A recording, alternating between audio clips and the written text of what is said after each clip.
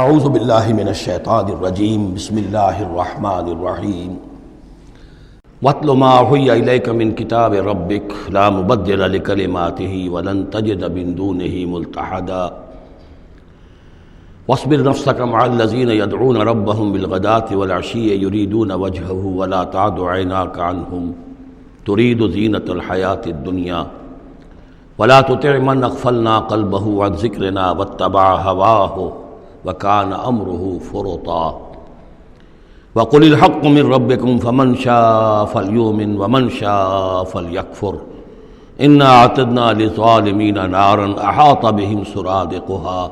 صدق اللہ العظیم۔ اور پڑھا کرو اس میں سے کہ جو وحی کیا گیا ہے آپ کی جانب آپ کے رب کی کتاب میں سے، اس کی باتوں کا بدلنے والا کوئی نہیں، اور نہیں پاؤ گے تم اپنے لیے اس کے سوا کوئی اور جائے پناہ۔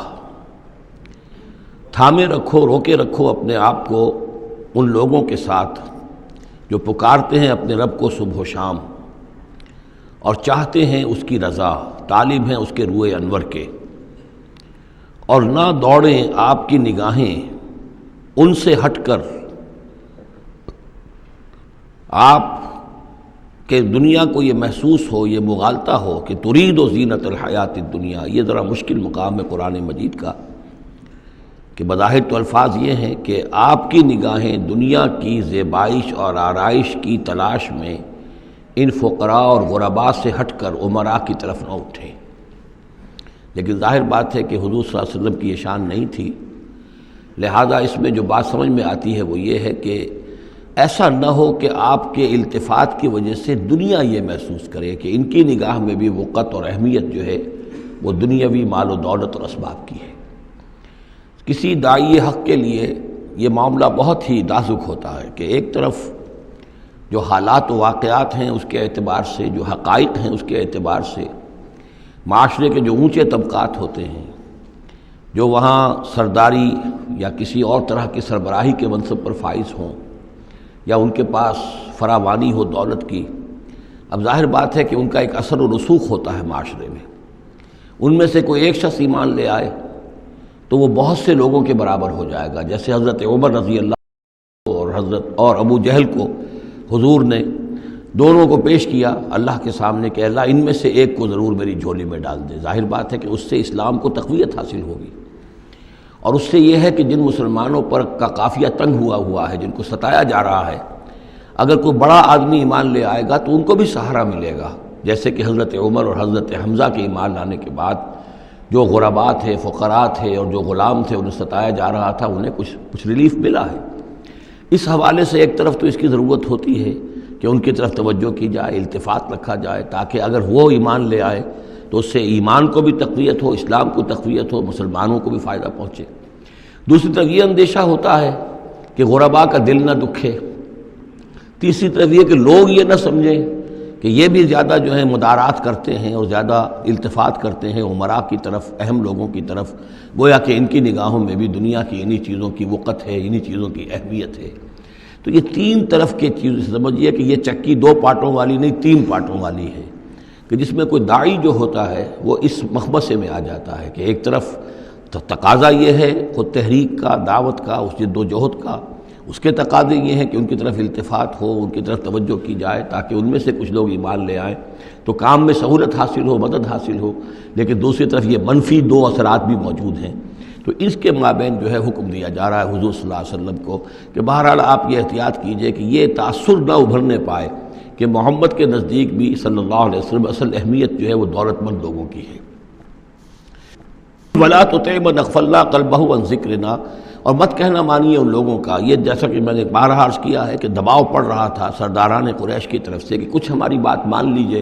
کچھ ہم آپ کی مان لیں گے۔ تو یہاں گویا کہ اس پہ پھر متنبہ کیا جا رہا ہے کہ جن لوگوں کو دلوں کو ہم نے اپنی یاد سے غافل کر دیا ہے، محروم کر دیا ہے، آپ ان کی باتیں سنیں بھی مت، ان کی طرف دھیان بھی مت دیجئے۔ وَلَا تُطِعْ مَنْ أَغْفَلْنَا قَلْبَهُ عَنْ ذِكْرِنَا وَاتَّبَعَ هَوَاهُ وَكَانَ أَمْرُهُ فُرُطًا وَقُلِ الْحَقُّ مِنْ رَبِّكُمْ۔ یہ جو مضمون ابھی ہم نے دوبارہ پڑھا ہے، اس کو آپ دیکھیں گے کہ یہ 21ویں پارے کی آغاز میں پھر دوبارہ آئے گا۔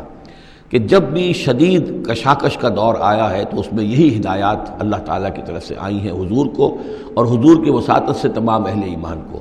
کہ قرآن مجید کے ساتھ تمسک جو ہے اور مضبوط کرو، قرآن مجید کے ساتھ اپنے تعلق کو اور گہرا کرو، اور اس کو پڑھنا اور اس کا جو ہے اس کے ساتھ جو ہے اپنے اوقات کا بسر کرنا، اس میں اور اضافہ کرو، اسی سے تم ان شدائد اور مصائب کا مقابلہ کر سکو گے۔ وَقُلِ الْحَقُّ مِن رَبِّكُمْ، اور کہہ دیجئے یہ حق ہے میرے رب کی طرف، تمہارے رب کی طرف سے جو میں پیش کر رہا ہوں۔ فَمَن شَاءَ فَلْيُؤْمِنْ وَمَن شَاءَ فَلْيَكْفُرْ، تو اب جو چاہے ایمان لائے، جو چاہے کفر کرے۔ یہ بالکل وہی بات ہے جو سورۃ الدہر میں کہی گئی ہے کہ اما شاکرا و اما کفورا،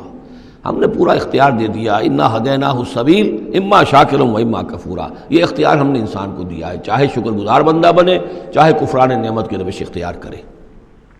تو یہاں انداز یہ ہے کہ آپ ان کفار سے کہہ دیں کہ میں دعوت پیش کر رہا ہوں، اب تمہیں ایمان لانا ہے لاؤ، کفر کرنا ہے کفر کرو، لیکن بین کی کوئی بات نہیں ہو سکتی، کوئی گیو اینڈ ٹیک، کوئی جو ہے کمپرومائز، یہ ممکن نہیں ہے۔ قُلِ الْحَقُّ مِن رَبِّكُمْ، ٹیک اٹ اور لیو اٹ، یہ حق ہے تمہارے رب کی طرف سے، چاہے اسے چھوڑ دو تو پورے کو چھوڑنا ہوگا، قبول کرنا ہے تو پورے کو کرنا ہوگا۔ فَمَن شَاءَ فَلْيُؤْمِنْ وَمَن شَاءَ فَلْيَكْفُرْ إِنَّا أَعْتَدْنَا لِلظَّالِمِينَ نَارًا، ہم نے ظالموں کے لیے، کافروں کے لیے، مشرکوں کے لیے آگ تیار کر رکھی ہے، احاطہ بہم سرادقها، اس کی قناتیں ان کا احاطہ کر لیں گی، وہ قناتوں کی شکل میں آگ ہوگی، ان کو گھیرے میں لے لیں گی۔ وَإِن يَسْتَغِيثُوا، اور اگر وہ پیاس سے جہاں بلب ہو کر پانی مانگیں گے، يُغَاثُوا بِمَاءٍ كَالْمُهْلِ يَشْفِي الْوُجُوهَ، تو انہیں ایسا پانی دیا جائے گا پینے کے لیے کہ جیسے بھول، یہ جو محل کے ترجمے کئی کیے گئے ہیں، کھولتے تیل کی تلچھٹ، لاوا، پگھلا ہوا تانبا اور پیپ وغیرہ، مان سدید، ان میں، اور وہ اتنا گرم ہوگا یشوی الوجوہ کہ ان کے چہروں کو بھون دے گا۔ بیس الشراب، بہت ہی بری شے ہوگی پینے کی، وساعت مرتفقہ، اور یہ ان کے لیے ان کی آرام گاہ جو بنے گی جہنم، بہت ہی بری آرام گاہ ہوگی۔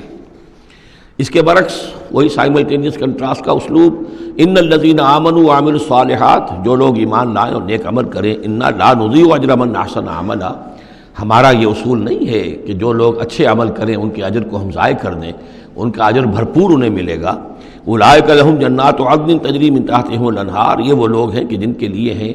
وہ رہنے والے باغات، ریزیڈینشل گارڈنز، جن کے دامن میں ندیاں بہتی ہوں گی، یحلون فیہا من اساور من ذہب، انہیں پہنائے جائیں گے وہاں کنگن سونے کے، ویلبسون ثیابا خضرا من سندس، اور ان کو وہ پہنیں گے وہاں پر کپڑے سبز رنگ کے، باریک ریشم کے اور گاڑھے ریشم کے، یعنی اوپر کا لباس جو ہوگا وہ باریک ریشم کا ہوگا اور جو نیچے کا لباس ہوگا وہ گاڑھے ریشم کا ہوگا۔ متکئین فیہا علی الارائک، اور وہ وہاں پر تکیہ لگائے ہوئے، ٹیک لگائے ہوئے بیٹھے ہوں گے تختوں کے اوپر۔ نعم الثواب، کیا ہی اچھا بدلہ ہوگا، وحسنت